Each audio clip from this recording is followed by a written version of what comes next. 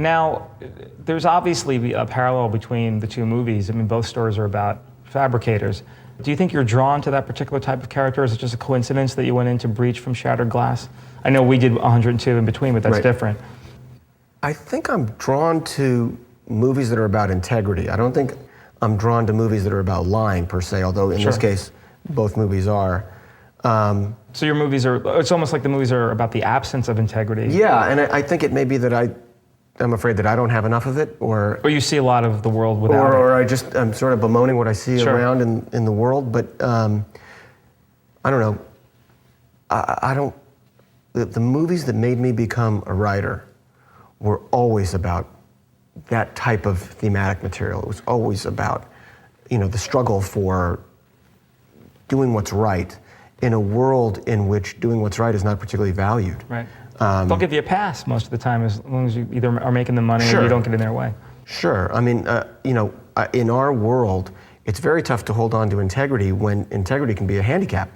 Right. And the struggle of someone to do that, to maintain that kind of rigor in their own life, that's totally inspiring to me. I think that's as inspiring as climbing up a mountain. Right. Were you very gratified by the comparisons to All the President's Men that a lot of critics made with Shattered Glass? I wasn't, because I have too much regard for All the President's Men. Right. And I don't feel that our movie deserved that level of comparison at all. That movie's in the pantheon for me. That's the second greatest movie of all time for me. What's your first? The Godfather, obviously. But now we're talking about a period that everyone celebrates as a golden age or a Renaissance. Is there one year in particular that you felt in the 70s was the signature year? There's no question, 1976. 76, okay. No question. So that was Rocky. Greatest movie year of all time. Right. Network was up for Best Picture. Well, here's what didn't win Best Picture. Okay.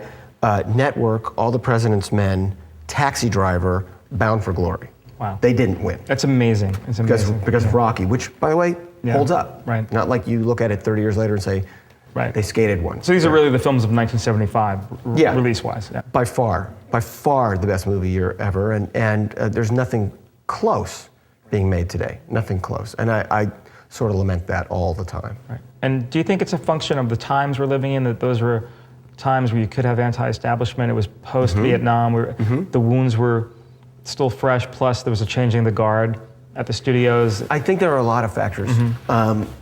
I think, first of all, that the movies of the 70s were such a response to the 60s. Right. And the 60s were all about the 50s almost. Sure. Yeah. The movies of the 70s were all about the rejection of institutions. Network, questioning television, or the paper chase. Well, how prescient is Network? Network just comes truer and truer every day today. It's totally amazing. And you and I, our first meeting was actually about a script that I had written. Legalese. That was my stab at Network. Okay. But you don't have, what you had going for you then was an anger in the movie-going public. They were ready for angry movies. They were ready for movies that would take institutions and turn them upside down.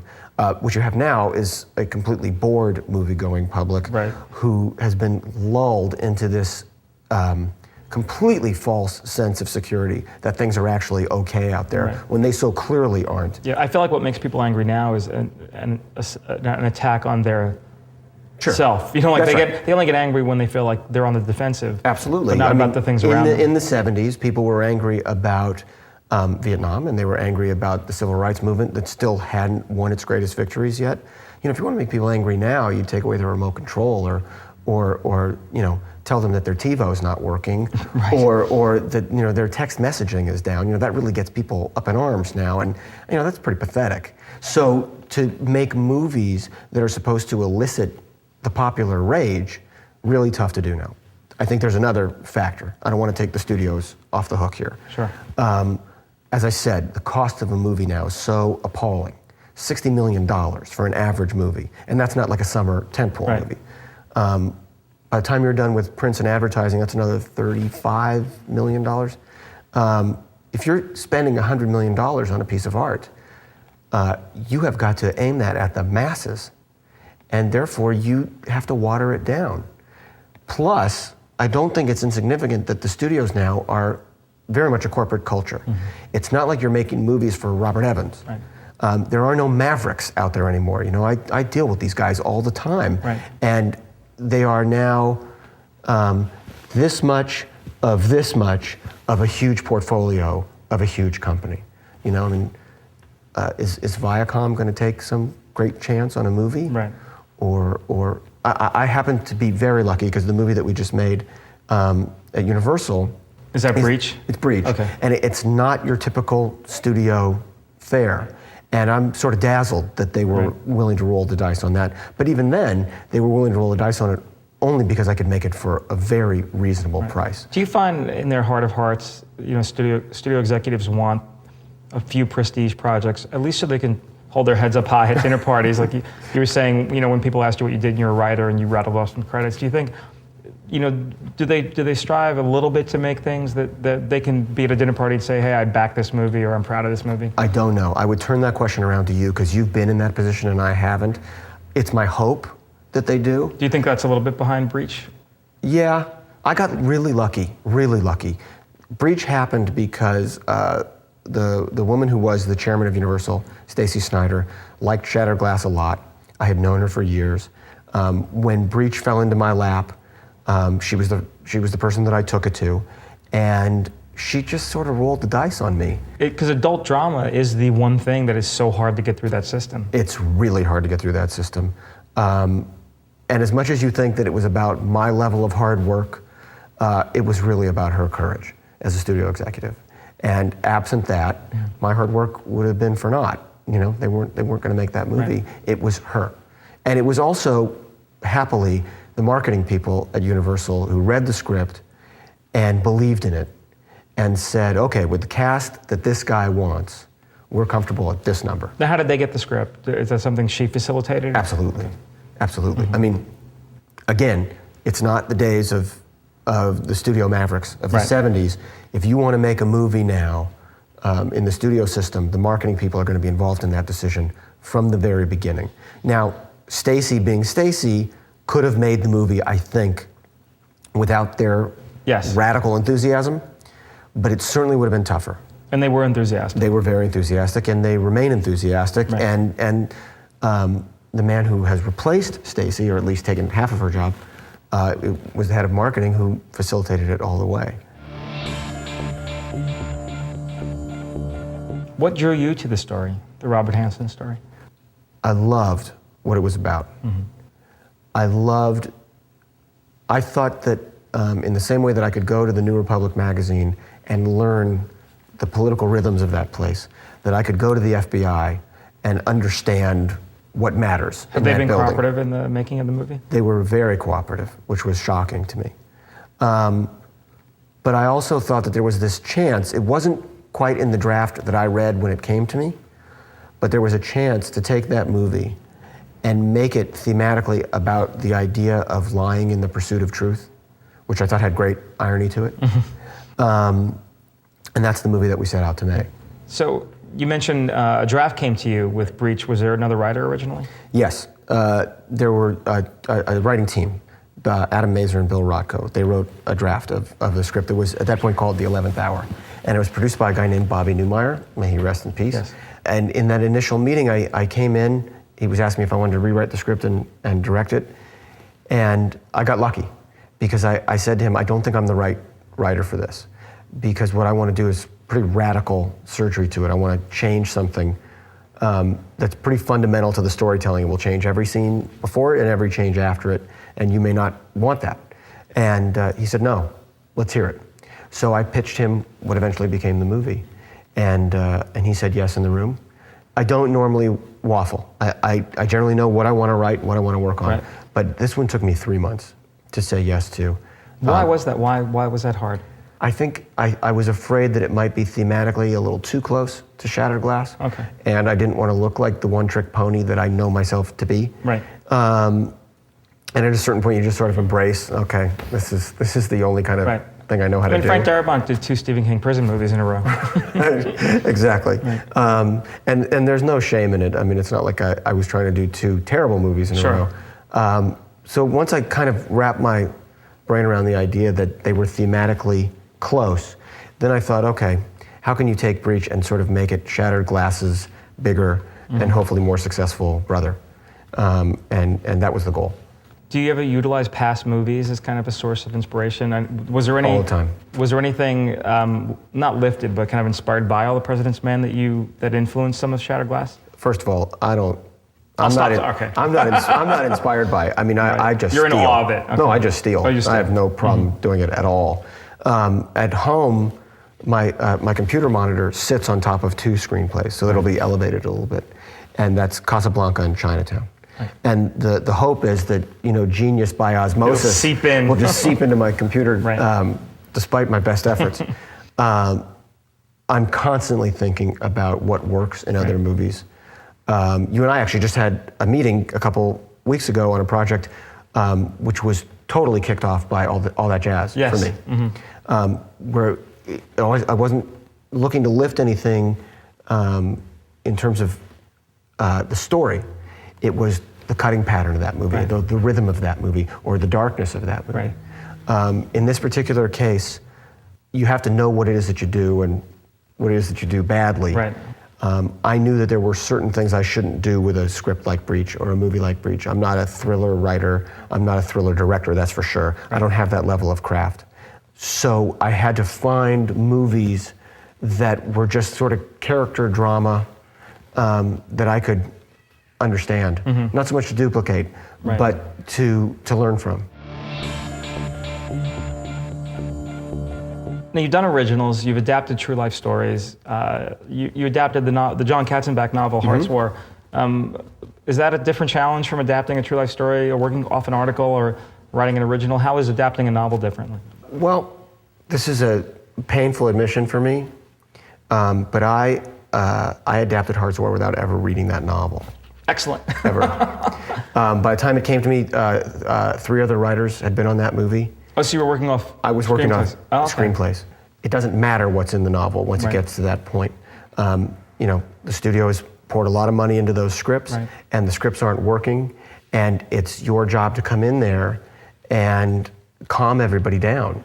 When you go into a meeting like that, and it's something that I think writers really need to get right. a grasp of. Was that a case of there's a start date and it's on this? No. Okay, so No. before that. Okay.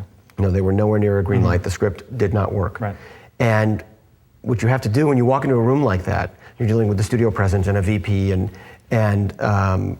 a couple producers, is you have to be the adult in the room. You have to go in there and you have to say, okay, here's the problem as I see it. Here's how I think you should fix it.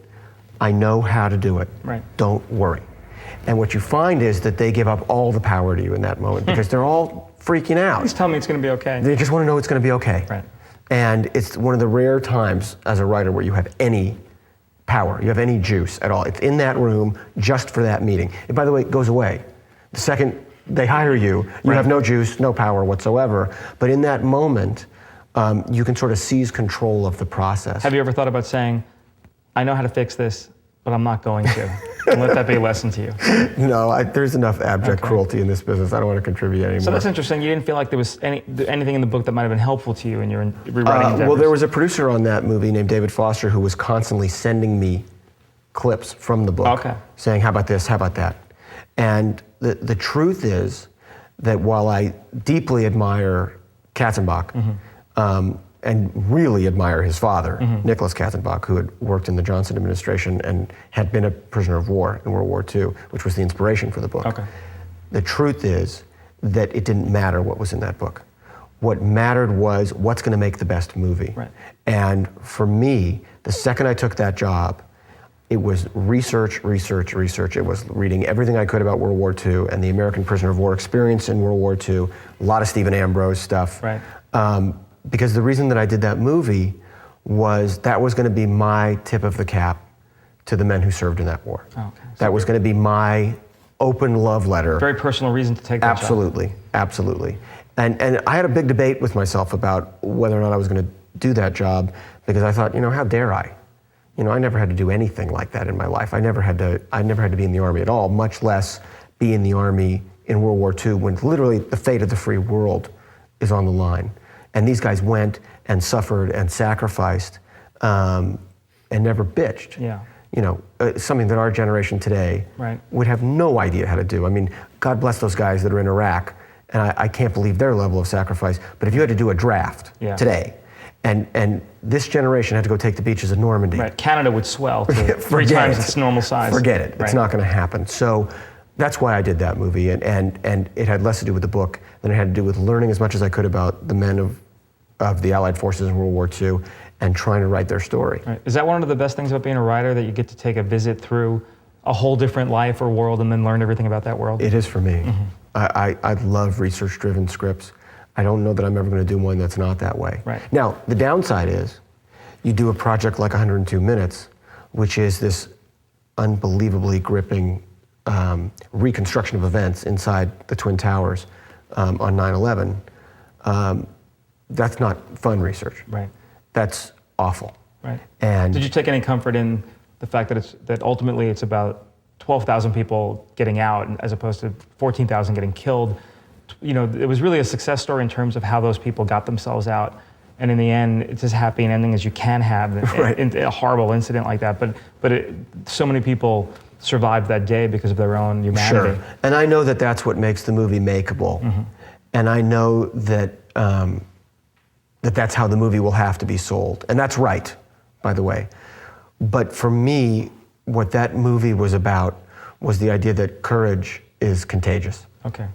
And that there were people in those two buildings, some lived and some didn't, but who behaved with such enormous dignity under pressure. By the way, speaking of dilemma, and revealing who a character is under the greatest possible pressure, I can't imagine any greater pressure than was put on those people. Again, it's just sort of a tip of the cap from me to them about how they behaved and maintained their dignity and their poise. You know, those calls from inside those buildings. Somebody had to make a movie about that. Yeah. When you say courage is contagious, it sounds like you're talking about theme also. Are you very conscious of theme when you take a project on? Absolutely. If a movie, here's what I find is not survivable. You can have a disagreement with the studio about the way to tell a story. As a writer, you can have a disagreement with your director about the way to tell a story. If you are fundamentally telling different stories, you're dead. Someone's going to wind up off that movie, most likely you. Right. So the thing that has to be agreed upon from the beginning is, what's the story we're telling? What's the movie about? If broadcast news is about the idea that you can't love someone you don't respect, okay, fantastic idea for a movie, really elegantly written. But matter of fact, it's in every single line of that movie and is never stated, which is the greatest subtext ever. But everyone who was making that movie knew that's what that movie was about. And that affects every casting choice, it affects every script choice, it affects certainly every editorial choice. I always think of the line from Tootsie where Dustin Hoffman goes, I was a better man, you know, being a woman than I ever was a man. But absolutely. But that's but the they theme. didn't discover that till about the 12th draft. Dustin told me way later, like you know, actually the project was in development for almost a decade. Right, started out he was a tennis player. Yeah, that was the last kind of edition when they knew that they had a theme that they could work with. Right. How did you come to be involved with Flightplan? Flightplan, I think, had 4 writers before me. I'm not sure. Is that typical things come to you with I get multiple a lot of that. writers? I get a lot of that. I seem to have a pretty good handle on reading a script and knowing what's not working about it. And you know, I pass on 99% of the stuff that comes my way, but in that particular case, I don't generally do movies like that. But in that particular case, there was a pulse to that movie that I felt in a very visceral way, because at the time I read it, my daughter was 6. Okay. And I said, what would I do if I were on a plane with my daughter and I fell asleep and woke up and she wasn't there? Now, I'm the sort of neurotic parent where if I'm inside my house, the doors are locked and bolted, and I'm not sure where my daughter is, I'm ready to call 911. I totally panic about all that stuff. So that idea really, really hooked me. And I thought, let's go make like the best Twilight Zone episode we can possibly make. And then of course, you know, it wasn't bad to have a great director, and certainly wasn't bad to have Jodie Foster saying the words. That was really good. Do you find that when you choose a project, it needs to contact your personal life in some way for you to really get excited? You've mentioned being personally moved by the things you worked on, or have a direct, in the case of Flightplan with your own child, have a direct kind of insight into the situation. Is that a very important element for you? It is for me. I mean, look, we're all really lucky if we can make a living in this business, and we're all overpaid. And it's really great to get paid as a screenwriter and to do well. But I've never once sat down at the computer because I was being paid. Never. It's just not enough reason to write. Writing's just too hard. You got to have something that inspires you more than the money. Something has to speak to your spirit. And one of the things, this is another one of those that I'd like to pass along to any aspiring writers out there. Please do. Very simple litmus test about what you should be writing and what you shouldn't be writing. Never, ever write a movie that you yourself would not pay to see. The times that I have wandered from that, right. I have gotten burned so badly. We used to say that in the executive suites, try not to greenlight a movie you wouldn't cross right. the street to go see. Absolutely. It's kind of a wonderful axiom. I've done it twice. In both cases, it was because there was a producer that really meant something, and I wanted to maintain a relationship with that producer, right. And that there were stories that I knew I could make better. But they were not my best writing. They didn't turn out to be great movies.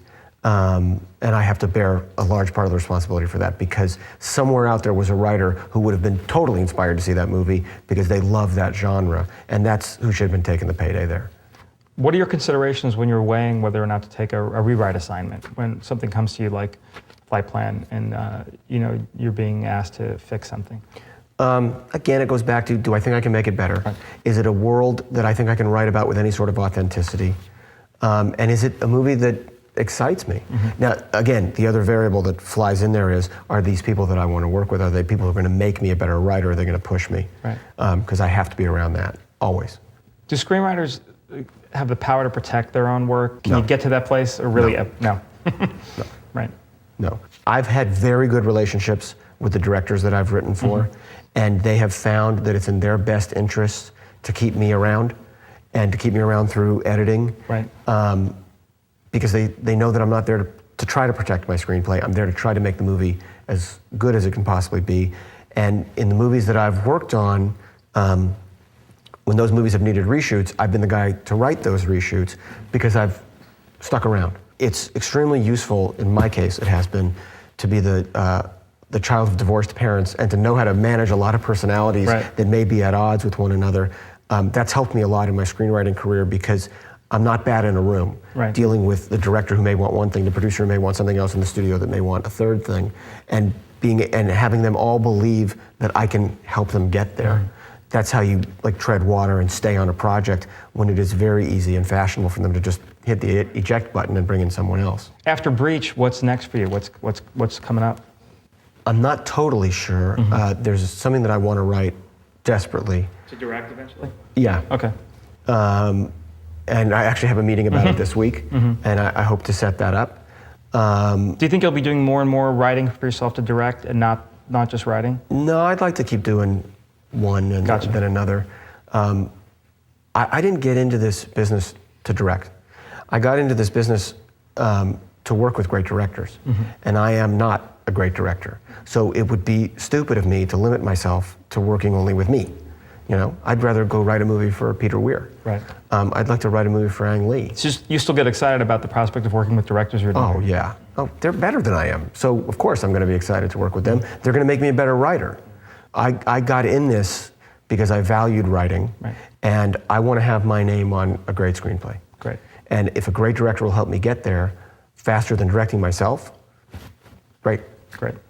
Well, we want to thank today's subject, Billy Ray, for being with us. Thanks, man. Thank you. Great conversation. Pleasure. Thank you for joining us as well. Please remember to check out the other great interviews in our series with industry pros. And remember, it all starts with you. The next written by credit could be yours. I'm Mike DeLuca.